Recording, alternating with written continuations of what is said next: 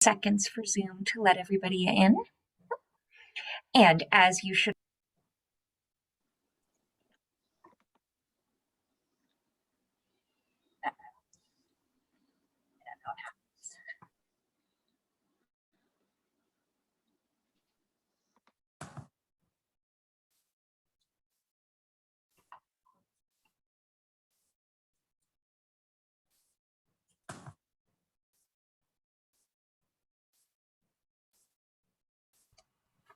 Sorry about that.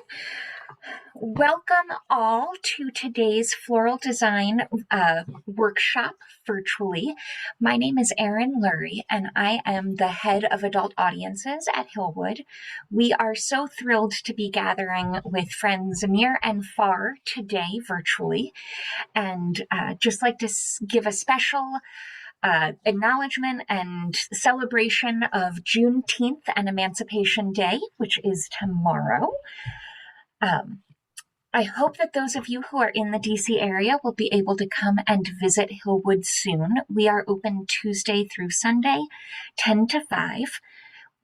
We have one brand new fabulous exhibition, The Roaring Twenties, Life and Style of Marjorie Merriweather Post, opened last weekend, I believe, and next week we'll be opening a sculpture installation by contemporary artist Christine Mays called Rich Soil, and that will be throughout the gardens. So June is a fantastic time to come and soak in all that Hillwood has to offer.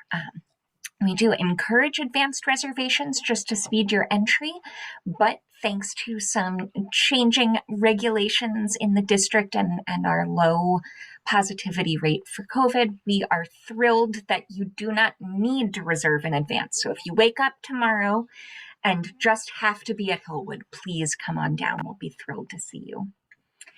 Couple of quick notes about today's class. I'll turn us over shortly to Ami Wilber, who is Hillwood's floral and event decor designer. She joined Hillwood in 2016, and she'll be going through step by step how to create a beautiful arrangement today. We'll stop for questions along the way.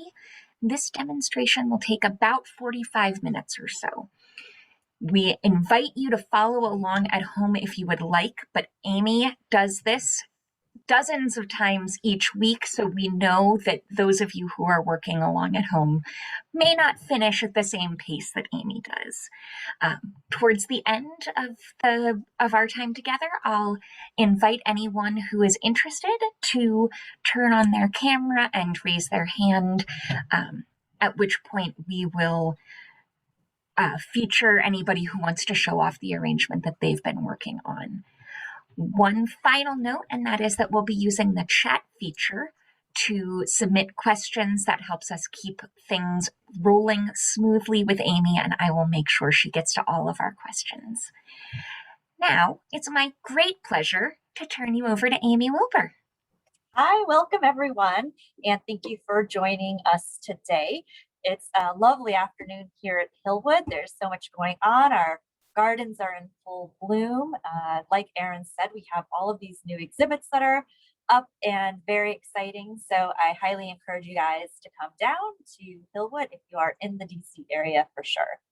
And also today is, tomorrow is Juneteenth. So I just wanted to also talk just a little bit about that for a second so that we can all have a moment. I know that it just got passed by Biden to become a federal holiday, so I think that we are definitely progressing in the right direction.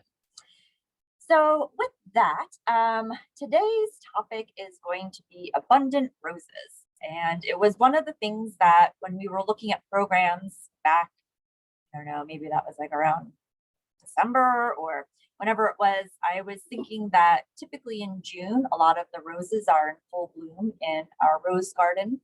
And also depending on where you are in the country, roses are typically in bloom in around June. So I thought it'd be something kind of fun that would be somewhat seasonal for what's happening outside. Although we don't have any roses today that I'm using that are actually from our rose garden, just because Those are heritage roses and they like to be kept intact, and I'm not allowed with my snippers out into the rose garden anyways. So we have them that were brought in. Most of them are coming in from South America at this time. But if you do have a chance and you do have roses in your backyard or access to garden roses, they really are a lovely treat and something that I do enjoy to design with when I get the chance.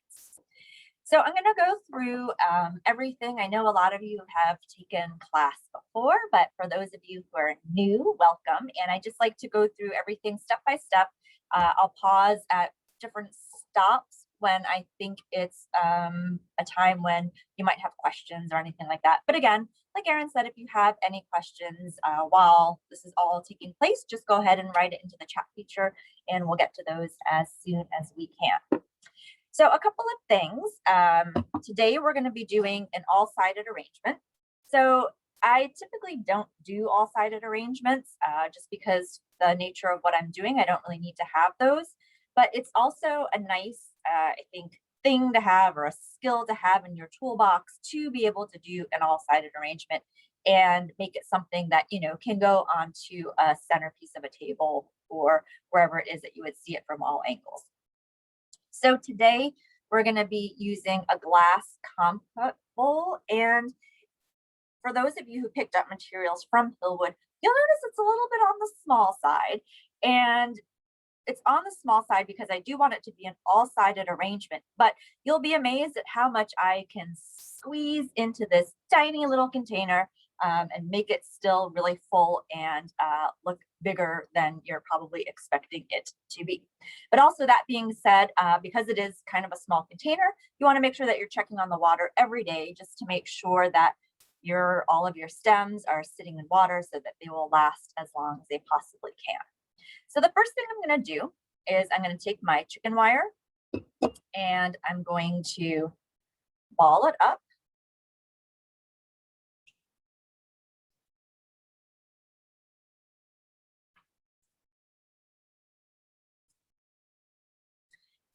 With the chicken wire, you want to have the stems coming in from grasping onto a top point and then also a bottom point, which is why I've made it into this sort of ball shape. The reason we use chicken wire is because floral foam is essentially styrofoam, very bad for the environment, and it doesn't break down. And chicken wire is something that you can use over and over again. And then also when it's done, you can recycle it. So it's a much friendlier thing to use for your floral arranging. And I actually like it a lot better because the stems are actually sitting in the water so that they will last a lot longer. And then you can always move things in and out without deteriorating the integrity of your structure. So again, I've got a nice little ball. I also have a Lazy Susan, which is one of my favorite tools, especially when doing an all-sided arrangement. So I'm gonna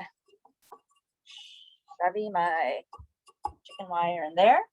I have some floral tape. Tape down my container. And this is especially important when you have sort of a shallow bowl that you tape it down. Otherwise, the chicken wire might pop out when you don't want it to. And then I'm going to run the floral tape around the rim of the container just so that I know that it is nice and sturdy in place. So again, I have my container, chicken wire taped down. Next most important thing is I'm going to fill her up with water. And I'm going to fill this pretty much all the way to the top. This is just regular tap water. I haven't put anything into the water, but if you have any of those little packets that you sometimes get with the floral food in it, you can definitely use it. We just typically don't use it because we don't put anything into the water for anything that's going into the mansion, just because we don't want anything to stain or the likes. So I just use regular water. We do use floral food when we're first processing the flowers, when we're bringing them in from harvest, and when I first get them in from the wholesale. So anyone who got flowers, again, from Hillwood today, they were processed in a floral food because they were most likely sitting on the tarmac at JFK for hours, if not days. So we want to make sure to perk them up once they get back. Something else to take into consideration when you are using roses. So this is something that I did with all of the flowers that I got in. One of the things about roses is that you really are trying to extend the life of the rose because it is such a beautiful flower, just like anything else. But when you cut the stem of a rose, it tends to close off really quickly. So what we always do when we're processing the roses at first is we always cut the stem underwater. And that helps to really just liven it up. And again, like I said, a lot of these roses have been either sitting on a tarmac for days or whatever. So they really need to be revitalized, and having them cut underwater really helps them to do that. I had my roses that I'm going to use today sitting out since Wednesday so that they would start to open up like this. If you keep them in a cooler or a cooler spot, then they're not going to be quite as open. So you want to think about that when you're doing your design. That way you can allow for the roses again to sort of fully open up and not be too cramped by anything else. That's my little shtick on roses for now. And I leave as you can see, I leave a lot of the foliage on. And what that actually does is it helps to bring oxygen into the roses, something I didn't know about until I was reading about rose prep. Other than that, I think what we're going to do is just go ahead and start. I always start by greening my container first. And I like to do this to sort of get an idea of how big and how tall my arrangement's going to be. You always want to sort of stick with the rule of thumb of having your arrangement not be any bigger than 1.5 size the times of your container. 1.5 times the size of your container. Anyways, so you want to do that. And also, again, with the chicken wire, if you'll notice that the holes are kind of big in here. So adding all of the greens helps to then have a base of stems to then catch the flowers that they're going to need to sit on. So today I have some fancy leather leaf. I don't know why it's called fancy, but it's a little bit fancier than I guess your typical leather leaf. But you'll notice that this is quite a large piece of greenery. So I am not going to just take this and try and put it into this teeny tiny container. So I'm going to start to pull off some of the leaves of my leather leaf so that I am then left with something that's a little bit more manageable in size. I'm going to cut it on a 45-degree angle. I'm going to use the rim of my container to then help sit my leather leaf in my greenery on. So again, I'm doing this as an all-sided arrangement. So I'm going to start from the edges to green and then sort of work from the middle and then out.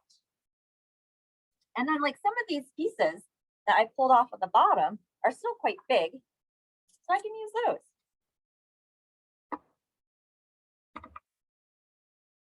I'm going to try and make this sort of as symmetrical as I can. Nothing will ever be symmetrical that I create. So just keep that in mind, that it's not going to be perfectly symmetrical, but it'll be fine. Okay, so I'm going to start with the edges. And then, like I said, I'm going to go into the middle. And right now I'm still using all the little pieces that I pulled off of my one big stalk. Okay, so I'm going to go and find another. And again, like I said, this is really large, so I'm pulling these off to create this more sort of manageable size.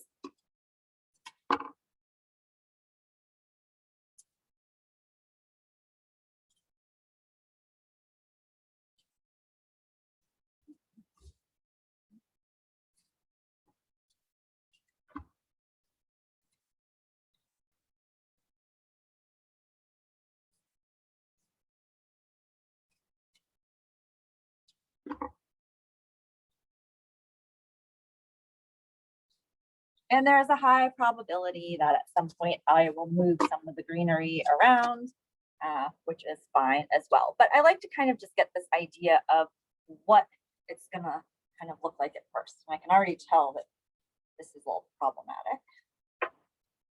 I'm gonna make this a little bit smaller. Okay. So gonna have a little look-see-loo. All right, I'm gonna put in some more.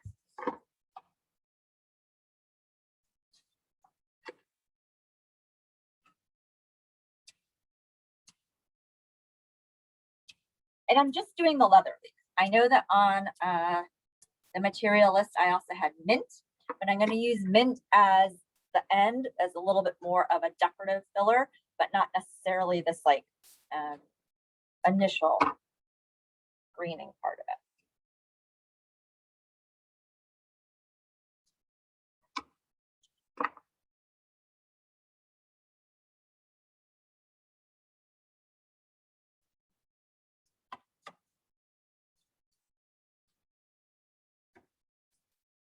So I'm being picky too about which ones I'm using because I have a lot of this fancy leather leaf, but I want all of them to have like the nice little tips. I don't want any of the ones that are like broken. I'm using all of the fancy ones just because I have a lot of it. But if you don't, you can use those as well. If you have something like this that you need to use, I would then just go stick it sort of like underneath to sort of fill in the bottom part so you don't really see that it doesn't have its fancy little tip. Okay, I think I'm gonna do just one more. And then I'm gonna start in with my roses.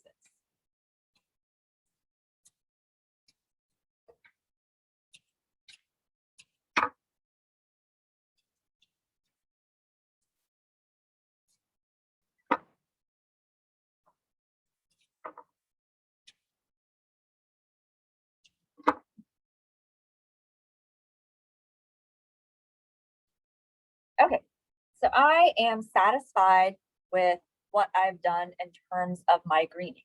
As you can see, I haven't done anything up yet. I've only sort of done this sort of side, and as you can kind of see, whoops, don't walk all over the place. So it's a little bit like flatter, but everything is sort of green on the sides. I'm gonna save some of the leather leaf to do up higher a little bit later on. So I'm doing this a little bit differently today. I'm mostly just trying to get a green base that's all sort of around the bottom area. Does anyone have any questions before we move on to the next phase of this arrangement? We got a question from Trisha about where you ordered the compost vases. Especially, I know you've been really struggling to get great containers this year with coronavirus supply chains. Yeah. So this one actually came from a distributor in New York City called Jamali. I was actually just there this past weekend. I went up to New York to go see this amazing flower exhibition that was happening all over Chelsea and the Meatpacking District. And when I was there, I'm like, I might as well go check it out. It's an amazing, amazing wholesale supplier, but you can also go in as a regular non-wholesale customer as well. So they have a website that you can go and you can like look through all the different containers that they have. But I highly recommend if you ever do get to New York or, you know, want to travel to New York or whatever, to go check it out because it's one of these places that you go in and it is just floor to ceiling worth of containers and like everything you could ever possibly imagine. And it's, for me, I have a lot of trouble measuring for some reason. So when a lot of times I order these containers, I've measured it out and I'm like, that is not even the size that I thought it was going to be. So it also is like really good for me to actually like go and like see like how big or how small some of these containers are that I've been looking for you know, workshops in the future. But I found that Jamali has been really good in the last couple of months. Before that, everything was all sort of on, back order, or they've been having distribution issues. But I think things are starting to actually come back to normal-ish slightly with that, except for one of the other places where I use still, it's just who knows when containers are coming in or not coming in. And I did just drop the link to Jamali Garden into the chat for folks if you're interested. Yeah, it's a great place. It's crazy. Okay, so then what we're gonna do is we're gonna start in with our roses as our next aspect. So today, because we are just using two different kinds of roses, so it's really two flowers that we're using, but it's two different colors of the same flower. And then I have essentially two kind of accent or filler or whimsical flowers that are going to fill in afterwards. So I'm going to start with the creamish color roses first. And these are actually called Sahara, I believe. So I'm going to take off some of these extra leaves at this point. I'm going to cut at a nice 45-degree angle. And I'm actually going to start by working from the sides and then sort of build up. So I want my flowers to be sitting on the side first.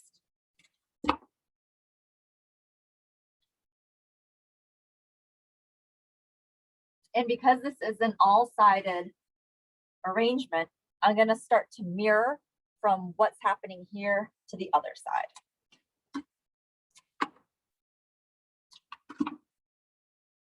I'm not going to do it perfectly in a linear line. I'm going to do it slightly off. And I'm also going to start by doing a triangular pattern with these roses. And Amy, we just got a question from Nicola asking why you cut the rose in air as opposed to underwater. Right now, because I already cut them underwater once. At their most crucial stage is when they're first coming in from the wholesale, or when you're buying them from, wherever you purchased your roses. So that's when, and I let them sit in water in a cool spot for 2 days so that they're fine now. So I can just cut them regularly. If you want to definitely ensure that your roses are going to last as long as they possibly can, you can cut them underwater right now, but also for the workshop and for time purposes, we're just doing it regular. Excellent, thank you. Okay, so as you can see, I've done this sort of triangular pattern. So I'm going to go ahead and do that again.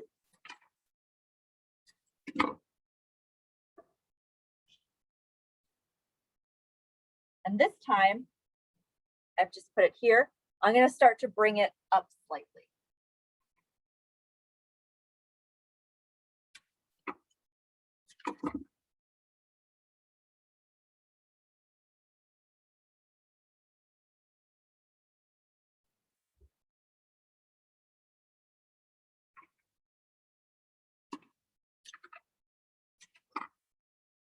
So again, I'm still doing this sort of triangular pattern.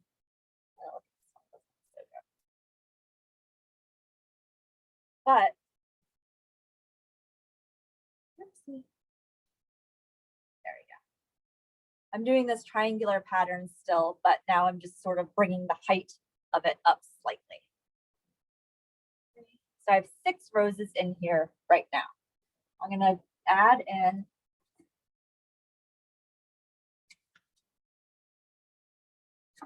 one more and add it in here.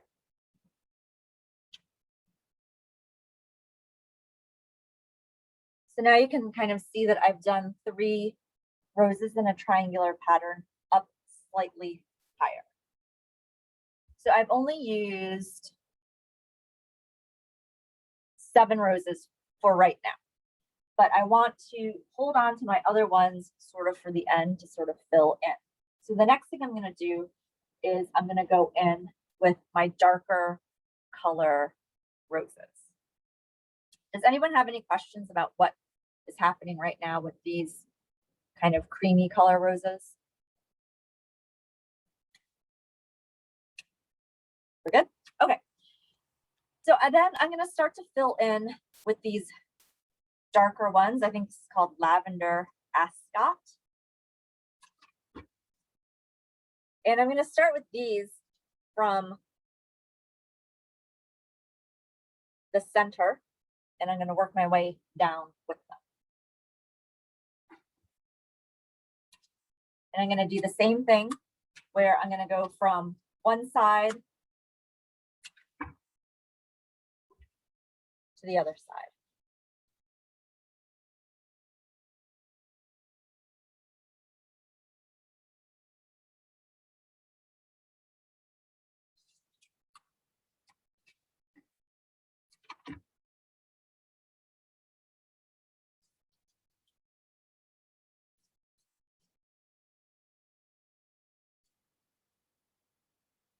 So you can see I'm starting again to do this triangular pattern.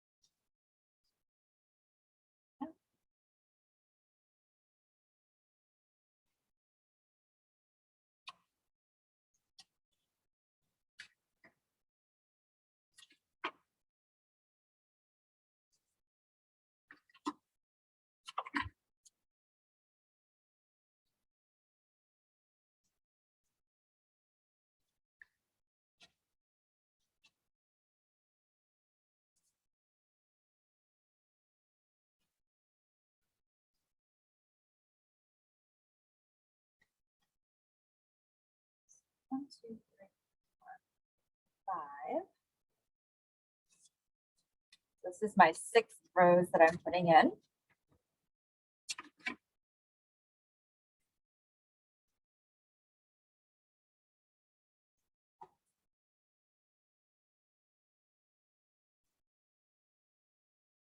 This one's causing a little, there we go. Okay, so I'm gonna put in 7. So I also have 7 of the darker color rose in place.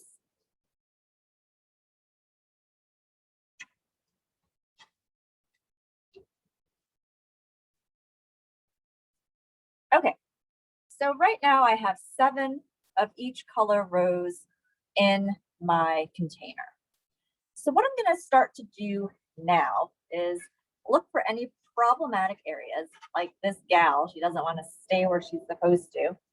And I'm going to start to go in with greenery. So I'm going to go back in now with my leather leaf, my fancy leather leaf or fern.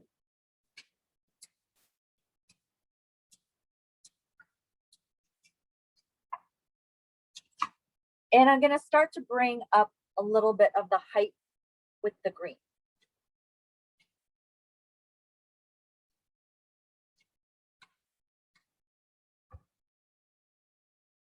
So I've put this right up in here, so you can kind of see that.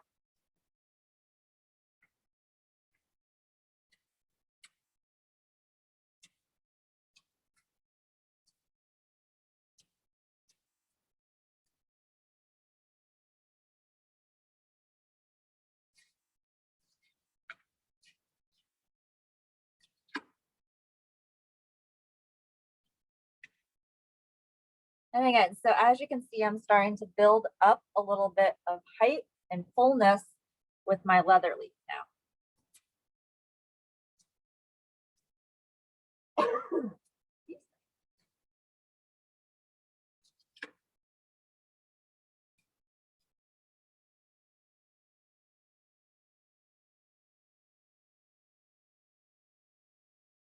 Just gonna do a couple more.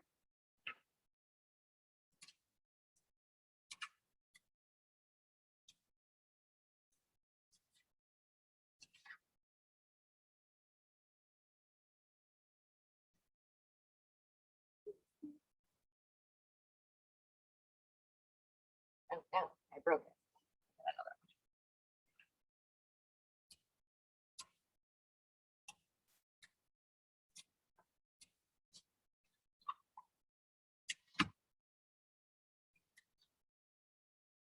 Okay.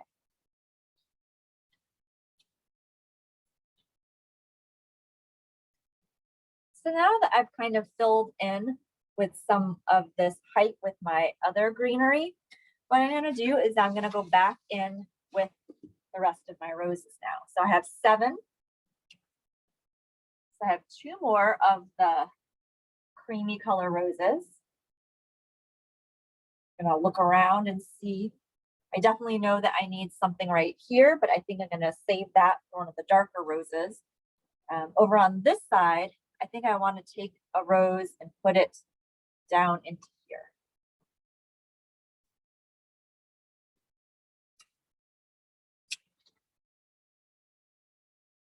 Yeah.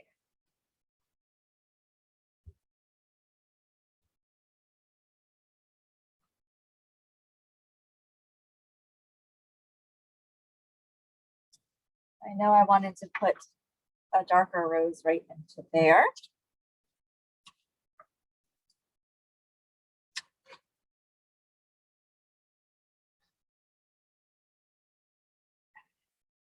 So you can see it's really starting to fill up a bit. So I've got one more cream color rose. I'm going to put her into this spot here.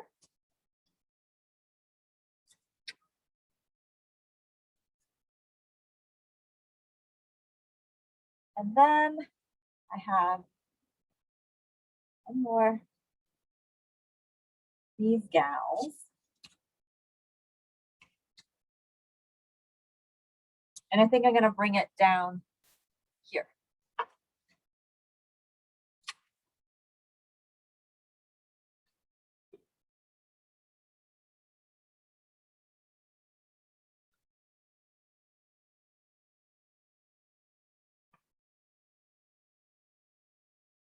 I don't like how this is just a line around the bottom with these colors. So I'm going to come in. I'm going to move this one up slightly. I don't think you can see what I'm doing. And then bring this one down here. Because before it was like the dark roses, the darker color roses were making this line all the way around the bottom. And I didn't like the way that was looking aesthetically. So that's why I kind of switched them up a little bit. Same thing with this. I'm gonna move this one here. And I'm also playing around with the depth of these as well, so that I have some of my roses that are really tight in, and then some that are sticking out beyond the rose to create a little bit of depth, if that makes sense. So like for instance, like right here, you can see this one is out past these two to kind of create a little bit of depth. It's a little bit hard to tell in the camera, but that's what's going on. So once I've gotten all of my roses in place, I'm just gonna check them and see that I like where they are. I like the way they're facing, and then kind of look for bald spots. Like I think that there's a bit of a bald spot right here. So I'm gonna go in again, some of my leather leaf.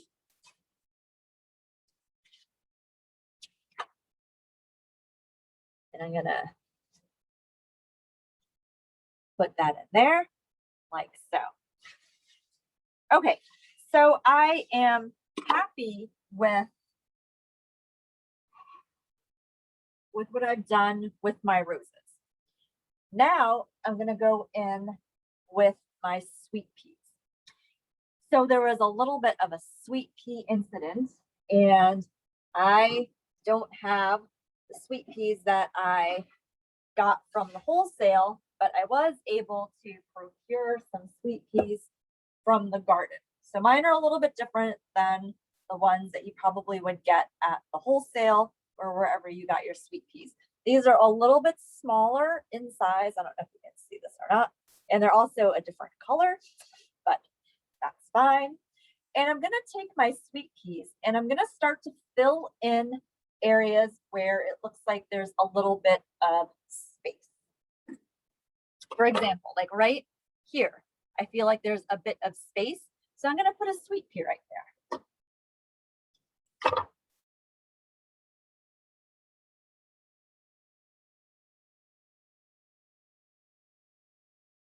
See, so I put a sweet pea right there. And again, I'm just going to kind of look. My sweet peas are also a little bit short because, again, I picked these out of the garden this morning. They're not from wholesale, so they're a little bit shorter. So I need to find areas that aren't too tall for me to fill them into.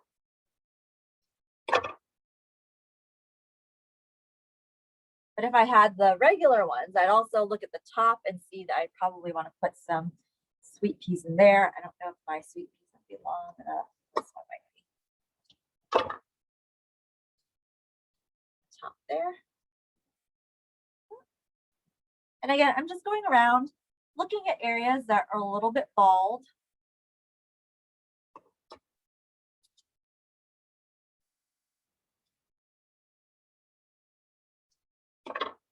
Sort of filling in with my sweet peas.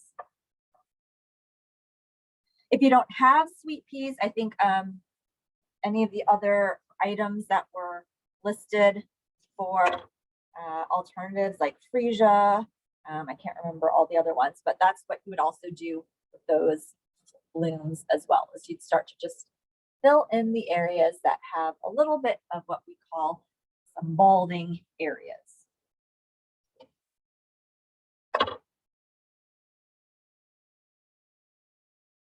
And I like what's happening with the sweet peas. It gives it just a little bit of a different look as well. Very delicate and has like a nice complementary shape, I think, to the roses. Does anyone have any questions about what's happening now? Are we feeling good? Seems like it so far. I will interrupt if we get some great questions, though. So the next thing I'm going to do is I'm going to go in with my mint. So this is mint that I got from essentially the grocery store, but not really. I got it from the restaurant from Hillwood. But it's mint that you'd be able to buy in your grocery store. So it's a little bit floppy. It's not quite as perky as I thought it was going to be. So I'm going to look for my perkiest pieces of mint. I have stripped down so that the stem is bare.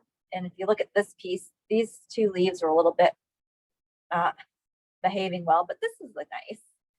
So I'm going to take this and I'm going to then start to fill in again where I see little bald spots in my arrangement with the mint. The one thing I love about using fresh herbs is, especially the mint, brings such an amazing scent to your arrangement.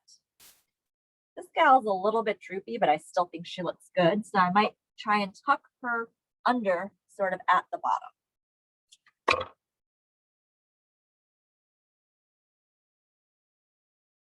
Because again, whenever I'm doing an arrangement, I like to look and see what's going on sort of lower. And again, because the leather leaf is very sort of straight and very sort of one-dimensional, I think that it ends up giving this sort of flat plane on your arrangement. So I do like the fact that the mint is a little bit droopy and it's going to come in around the bottom here to sort of fill in and give it a little bit of depth.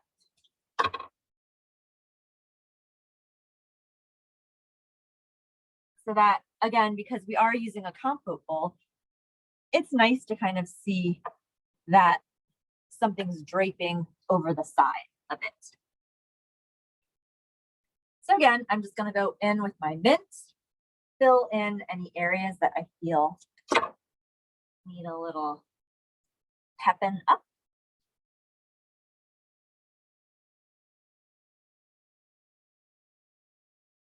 And I really do like how this is just sort of draping over the side like that. This is a nice firm piece. I'm going to stick that area there. And I think that the mint also brings in like a nice different sort of textural quality to contrast the leather. I have a bald spot over here. I'm going to stick the mint in there. So you can see I just put that right there.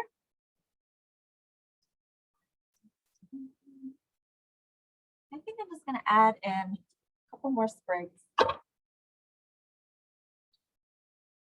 So I didn't process the mint I didn't put it into any floral food, so that if you do have extra mint left over that you haven't put into floral food, you can make yourself a mojito.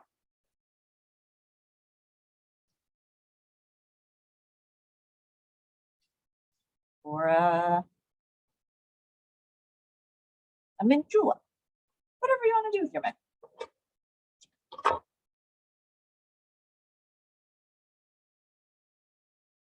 Okay, I'm just going to put in a couple more sprigs, and then I'm going to move on to my last element.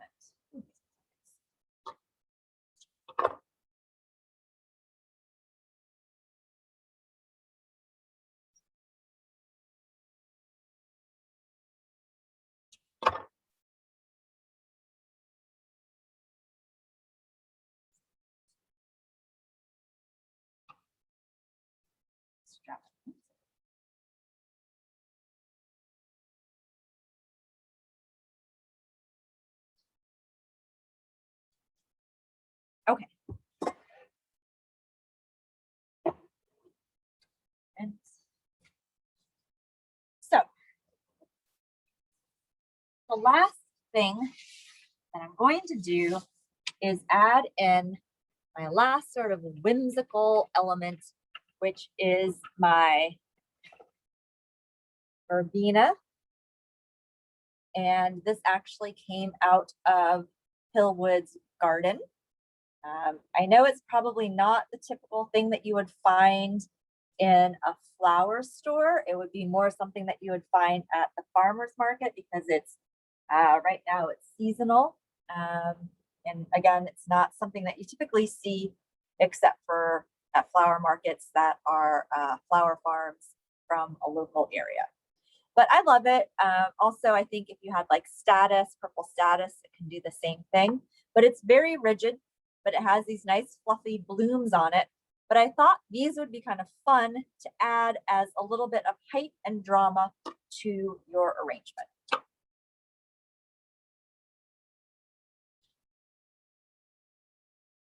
So I like having it sort of be tall. That's a little too tall. That's a little crazy looking. All right, hold on.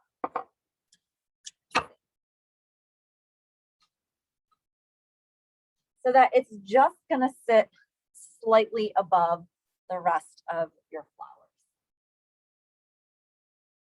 And like this one is a little bit three-pronged. I'm probably just going to snip off those prongs so that I just have the one.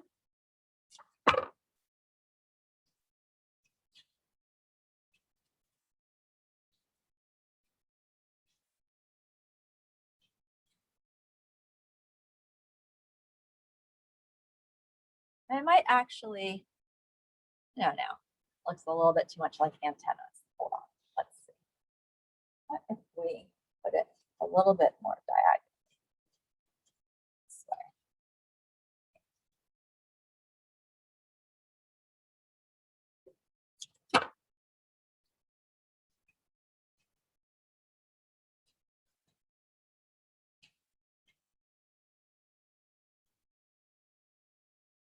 And again, you want it to sort of, I'm not happy with that one.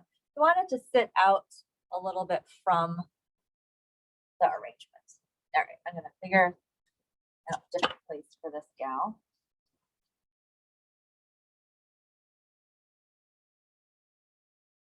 So, all right, I was thinking that I wanted to have one stick straight out from the top, but it's feeling a little bit like antennas. So I'm not going to do that. I'm going to just sort of go around the middle part of the arrangement. Just add it in like that. Can't even see what's happening up top. I'll add one to the top. It's not going to be too high up, so that it's going to be a little bit more contained. Yeah, like so. Okay, I'm going to put in one more stem, and this is kind of a full one. So I'm going to put this in towards the bottom here.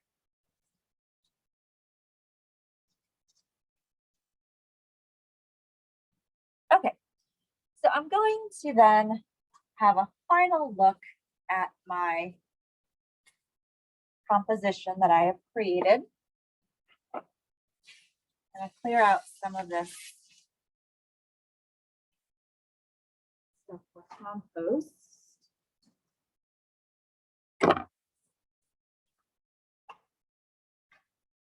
I'm just going to have a little look-see.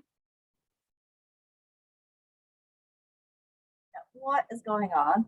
I'm still unsatisfied with this one rose. It won't stay where I want her, so I'm going to just kind of try and tuck her up a little bit like that. So as you can see, it's not really symmetrical per se, but it's close-ish to symmetrical, and it's all sided so that everyone can enjoy the arrangement no matter what side of the table they're on. And again, I'm just going around to look and see if I need to fill in any areas at the bottom here. And I think it looks pretty good. So I'm going to stop. I'm going to hold up my little backdrop so that you can see it sort of unencumbered by that. How does that look? Can you see that? Looks great. Okay. So again, as you can see, it's not, perfectly symmetrical, but I'm fine with that. And it's, all around, and the bottom is also filled in as well. So without further ado, what questions do you have before we start the whole show and tell process? Jane asked earlier, Amy, about whether you'll be hosting a July floral workshop, and I just want to make sure everybody knows I did drop the virtual workshop information into the chat. Tickets are available for that, and materials are still available. It's a beautiful summer bounty theme. So I hope that we will see all of your smiling faces and beautiful arrangements again in July. And also for July, what's going to be fun is we're going to focus a little bit on things that you might be able to find around your property or in local flower markets. So it's going to try and be a little bit using maybe one or two native flowers, also using things that are really in season that you can find at the flower market, at the farmer's market, or wherever you go to get your local flowers. So things that aren't going to be, shipped in from like Colombia per se. So everything will be localish and also something that is, there'll be one element from Hillwood also involved in the arrangement as well. Excellent. And that is on Friday, July 30th. As I mentioned, the link is in the chat. Now, I see that we have a couple of folks who are already on camera with absolutely gorgeous arrangements. Is anybody ready to join us on screen?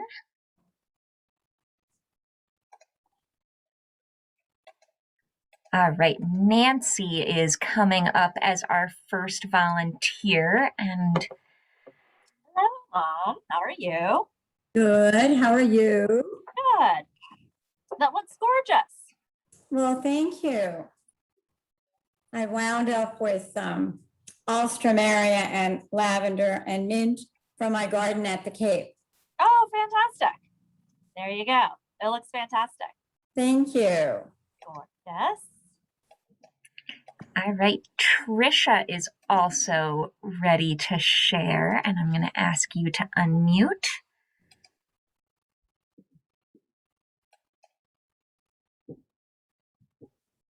Hi. Hi.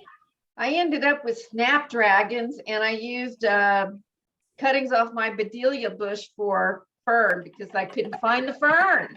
Yeah, It's kind of like wild. I love it. The color combination is really nice too. Excellent. Thank you.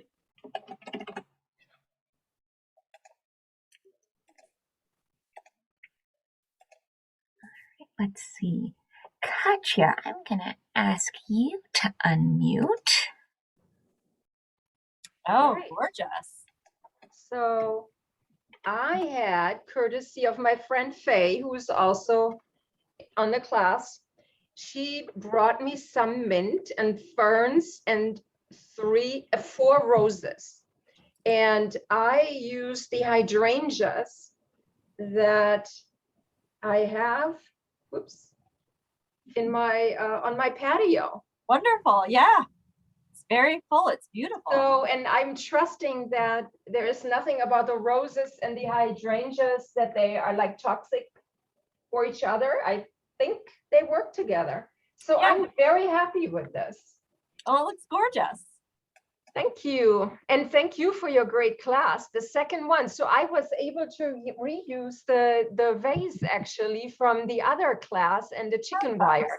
And it worked just perfectly. So thank you. Excellent. Yeah, that's what we like to see, is always being able to reuse stuff. Thank you. Fantastic. All right, let's see. As folks are coming on and off screen, the icons are dancing around my screen as I'm trying to get folks to come up. Trisha, are you able to hit unmute? Oh, you've already...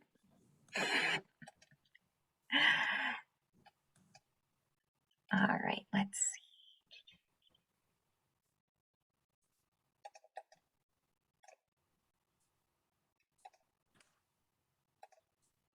All right, Barbara, are you able to unmute, please? Sure. So like one of the other participants, I'm actually on Cape Cod. So this is the first time that I've not had Amy's materials to work with. And while I always appreciate her grace in letting us know that whatever we do is fantastic, this has no actual roses, but I did use hydrangea and some of the other flowers from a florist. And then from the property, I got beach plum and wild roses for the greens. And I think it's working. I love the little berries. I feel like they just add a little bit of something.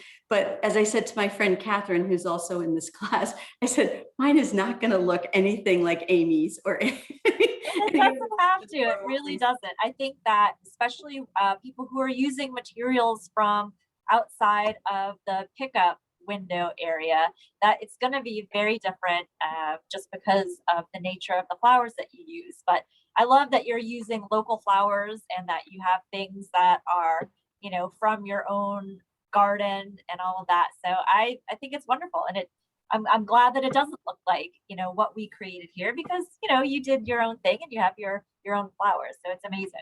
Yeah, I always appreciate that, Amy. You've really helped me feel much more confident with flowers just in general, because I love your easy grace in the way that you teach the classes and you kind of walk us through, and that's wonderful. So thank you for all of that. I appreciate it. Yeah, I appreciate that.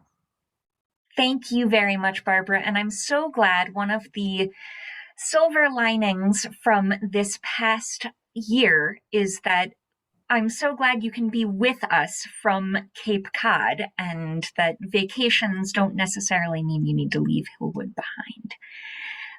Bree, I am hoping that you can join us on screen. Hi, yes.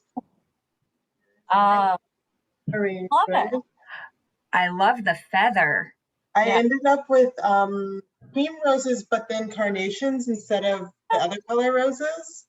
And it's like almost the exact same color as the roses so that we're using. So it's a wonderful match. But I think that I always love carnations myself too. I think that they're a fantastic flower. I think that they get a bad rap, but they're beautiful. And they're, I think, one of those flowers that, they last for a long time too. So like, who can be mad about that? I really like that you guys gave the alternatives this time. So if you couldn't exactly, so I took both lists to the grocery store, which is why I looked for these. Yeah. I also think too, like maybe an image of the exact kind of flower you're looking for is helpful, because sometimes I Google imaged some of them and there was a vast range of what we were looking for. So Yeah. that would be helpful, because then you know the kind of the like size and color you're looking for if you just replace it with something else. But I'm also excited to like be fast enough one of the times to get actual materials. Well, sign up for July right now. I think the other things that's kind of fun, maybe it's only fun for me, but I like seeing that, like when you're looking at something and how it is that people interpret what it is that they see on paper. They're like, oh, okay, this could be this could be this. I think there are a lot of ways to definitely interpret the materialist in a sense. So I think that that's also a nice aspect of it, that you do have your own interpretation of what you think it's going to be, or like what the size is going to be. But we'll definitely also always put in, things to have as like a relatively, jumping off point for where you can go with bringing your own flair to it. Excellent. I love it. Fantastic. And Amy, along those lines, Kathy asked, since several folks are using hydrangeas, if there's any tip or comment that you could share on how to help keep them fresh in the arrangement. Sure. So one thing that is very important, if you're cutting your own hydrangeas from your backyard or wherever you cut them from, no judgment where you might be cutting them from, but is the time of day. So that's the first thing you want to think about.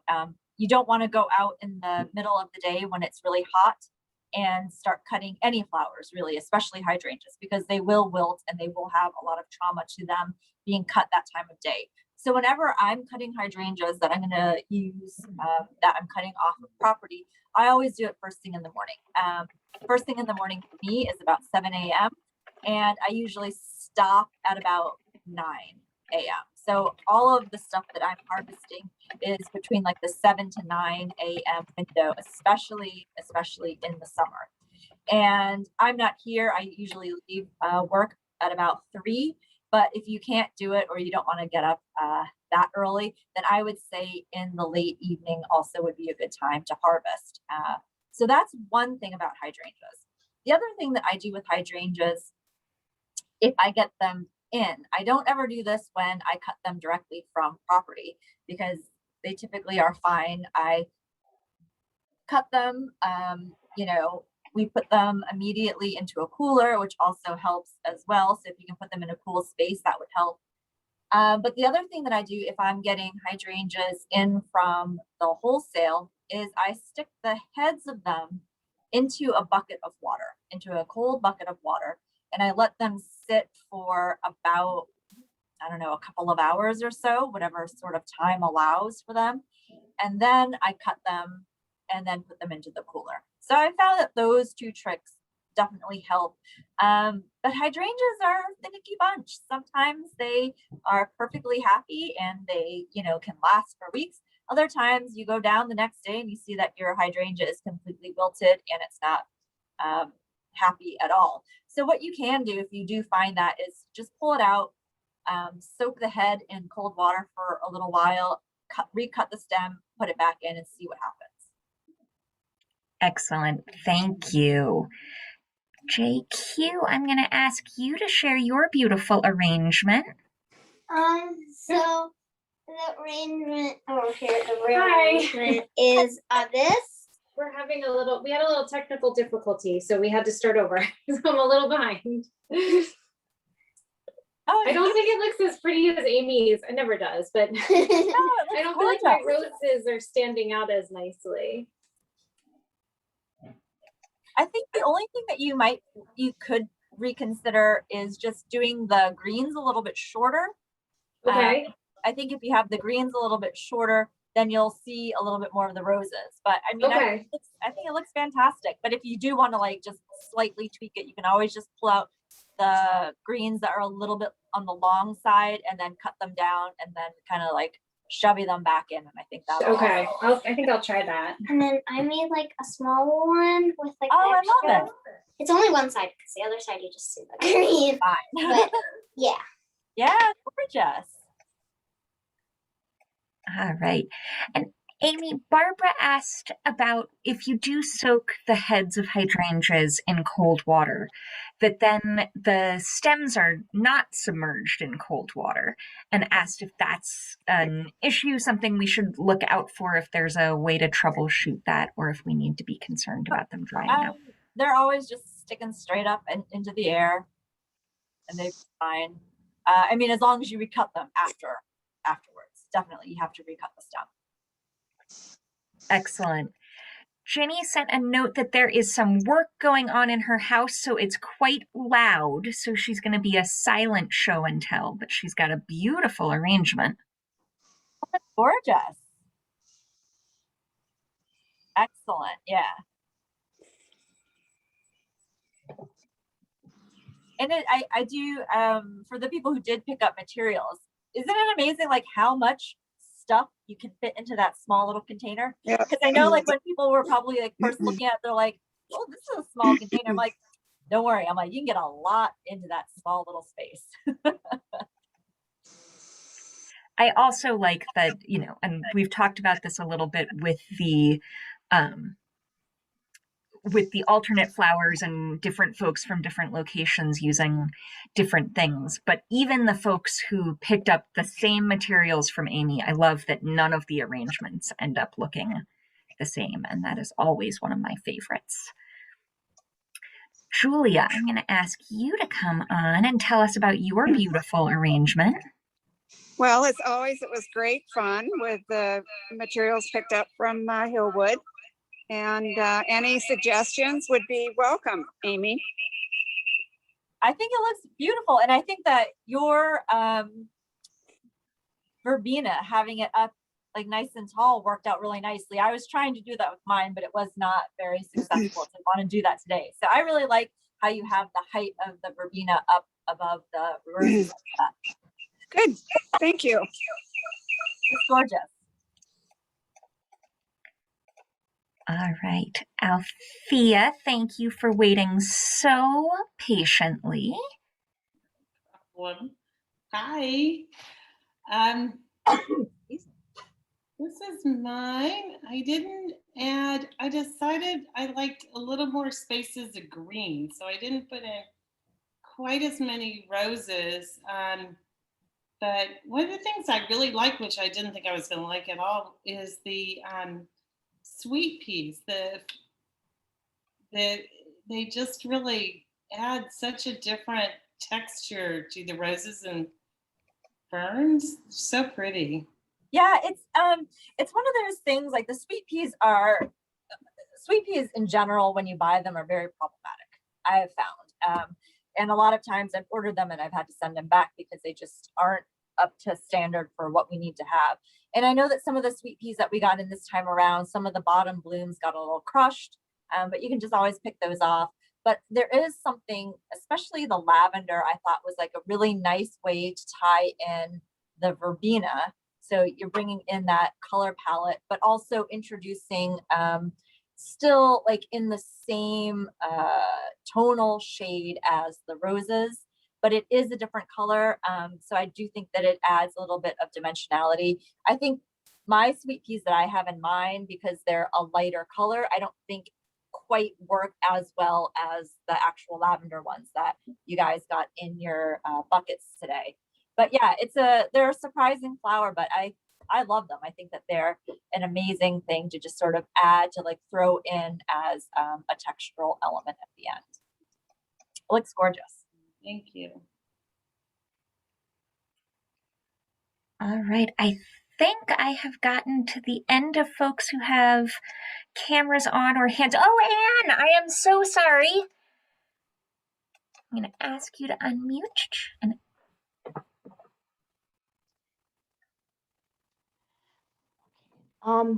Now, I think I got too small a vase, so they're a little closer than they should be.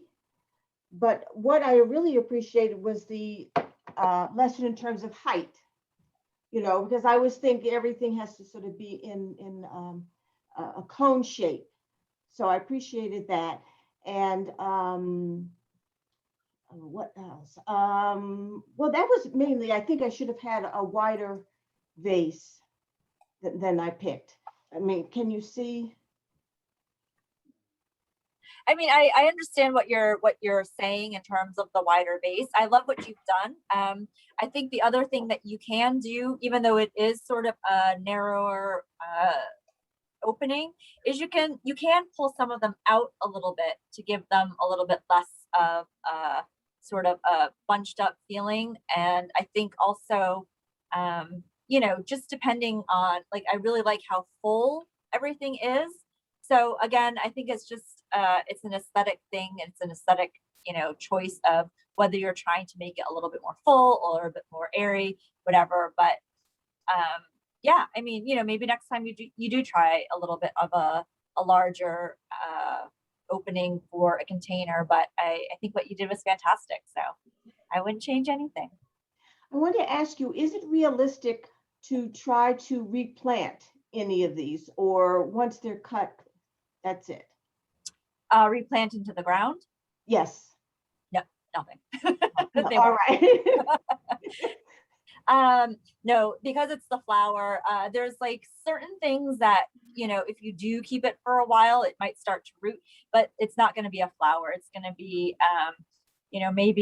maybe your pittosporum, maybe like some green that you have might reroot at some point, but like the roses and the verbena and all of that, that's not going to, unfortunately. Yeah.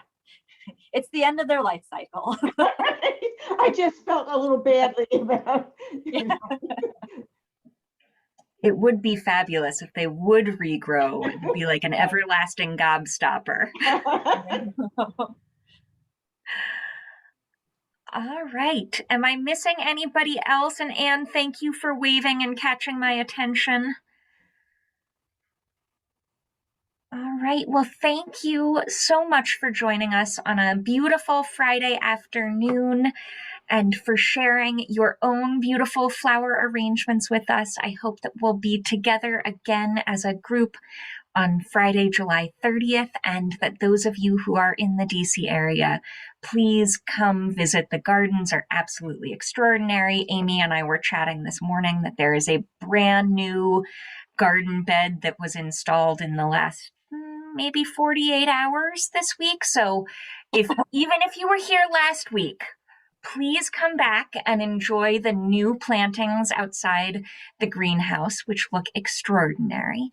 And next weekend, the gardens will change again as the sculptures from Christine Mays join the plantings. Thank you all very much, and I hope we'll see you again soon. Thank you, everyone. Have a great weekend.